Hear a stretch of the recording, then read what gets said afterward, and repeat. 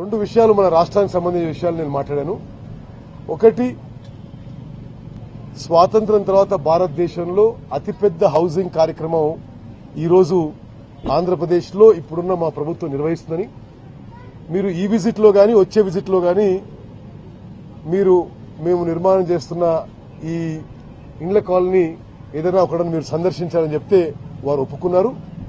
మరి వీలైతే ఈ విజిట్లో లేకపోతే వచ్చే విజిట్లో తప్పనిసరిగా వస్తానని చెప్పారు. అయితే నా కాన్స్టిట్యున్సీలోనే ఒకే చోట 100 ఎకరాల్లో 4,000 ఇండ్లు నిర్మాణం చేస్తున్నాం. అక్కడికి నేను వారిని ఆహ్వానించారు. వారు సరే ఇది ఈ విజిట్లో వీలవుతుందో లేదో లేకపోతే వచ్చే విజిట్లో రావడానికి సానుభూతిగా, సింపథెటిక్ గా, పాజిటివ్ గా రెస్పాండ్ అయ్యారు.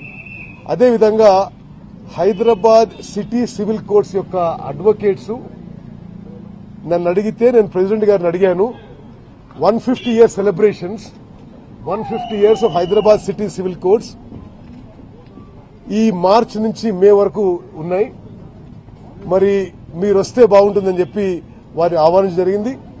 తప్పనిసరిగా ప్రభుత్వం నుంచి, రాష్ట్ర ప్రభుత్వం నుంచి ఆహ్వానం అంతే నేను వస్తానని చెప్పి దానికి కూడా రాష్ట్రపతి గారు పాజిటివ్ గా రెస్పాండ్ అని చెప్పిన విషయం మీ అందరికీ మనవి చేస్తూ, మరి ఆ గ్రూప్ లో మాట్లాడిన విషయం అందరూ చెప్పుండొచ్చు మీకు, అవి కొత్తగా ఏం లేదు కదా.